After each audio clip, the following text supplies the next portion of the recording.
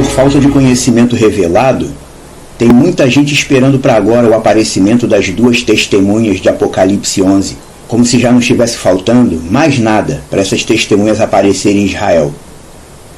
Muita calma nessa hora. Pensa direitinho antes de ler essa parte da profecia, porque as duas testemunhas só vão se levantar em Israel, biblicamente falando, depois do primeiro ai. Você lembra do texto bíblico? Vai ter o primeiro ai, o segundo ai, o terceiro ai.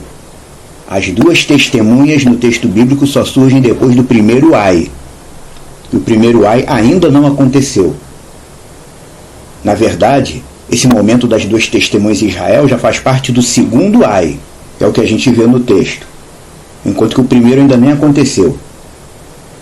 O primeiro ai só vai ocorrer depois das 4 trombetas, os 4 chofares. Depois que 4 anjos tocarem 4 chofar, aí vão começar a acontecer as consequências naturais da inversão do polo magnético da Terra.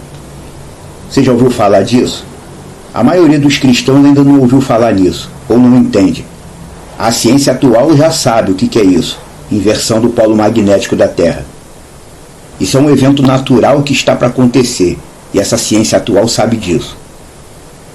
As consequências naturais da inversão do polo magnético da Terra, quando estiverem acontecendo, aí sim será a concretização do primeiro ai.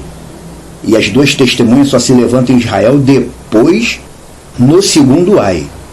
Só no segundo. Não tente entender o livro do Apocalipse se baseando nas coisas que a teologia atual ensina. A maioria deles nem entende essa parte ainda. Precisa estudar muito nos originais grego e hebraico e por aí vai para entender bem essa parte. Porque o que explica bem os acontecimentos apocalípticos é justamente o que está nos textos antigos. Quem entende bem o que os profetas antigos falaram entende bem essa parte. Antes disso tudo começar a acontecer na prática, primeiro tem que acontecer a inversão do polo magnético terrestre. Em seguida, esse mundo que nós conhecemos sofrerá várias modificações, inclusive a duração dos dias e das noites. E o texto bíblico fala sobre isso. E o bombardeio espiritual será intensificado ainda muito mais, autorizado por Deus, é claro, para cumprir o juízo na terra. Por exemplo, está vendo esse aumento desenfreado do espírito de violência que tem no Brasil atualmente? Pessoas estão matando, torturando, agredindo, queimando por motivo banal, matando criança, fazendo chacinas e coisas muito piores. Aumentou o nível muito mais de assassinato, tortura, agressões sem motivo.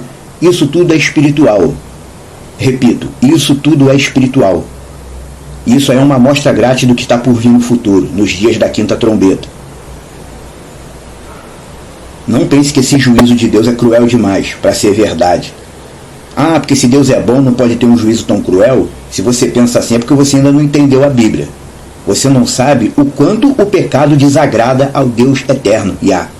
O pecado desagrada muito a Ele. Você já entendeu isso? Do quanto o pecado desagrada a Ele? Esse juízo não é cruel demais. É justo, na justiça de Deus. Nós humanos às vezes ficamos um pouco tristes quando pecamos, mas logo a gente esquece e voltamos ao velho pensamento de sempre, como se pecar fosse normal. Mas para o nosso Deus, não. Na ótica dele, o pecado é como uma sobrepele, como uma pele adicional suja e fedorenta que cobre o corpo do ser humano. Essa pele espiritual, que é o pecado, altera o modo como Deus nos vê, a nossa natureza, a nossa aparência diante dele. É por isso que nos tempos do homem Yeshua tinham os Metzorais, que a tradução chama erroneamente de leprosos. Os Metzorais, eles eram portadores de Tzaraat. Tzaraat não é lepra, não existe lepra. Tzaraat não era uma doença comum. Você está lembrado, né, que no texto de Levítico diz que Tzaraat dava no corpo humano, dava nas vestes da pessoa e nas paredes da casa. Então Tzaraat não era doença. Não tem lepra, não tem doença. Tzaraat era a materialização do estado pecaminoso na natureza do homem. Por isso que Tzaraat dava também nas vestes, porque as roupas da pessoa acompanham a pessoa onde ela vai. E Tzaraat dava nas paredes da casa. Porque a casa onde a pessoa mora, se tem muito pecado, muito pecador dentro de uma casa, Tzaraat dava na casa também. A Tzaraat é a materialização do estado de pecado na vida daquela pessoa ou daquela família específica. Ou seja, para o nosso Deus, Yah Tsevaot, Deus dos exércitos, o ser humano cheio de pecado é como uma figura desvanecente, desmanchada e distorcida diante dele, sem forma, suja e fétida. É assim que Deus enxerga o pecador. Uma pessoa sem forma e sem definição, se desmanchando e se acabando. É por isso que nos dias do Antimachia, o nosso Deus enviará testemunhas, para trabalhar ainda mais em prol de sua criação, para que possa haver resgate de pessoas dessa deformação espiritual que é o pecado. Espiritualmente falando, a mulher pode ser a mais bonita do mundo, a mais atraente, tudo.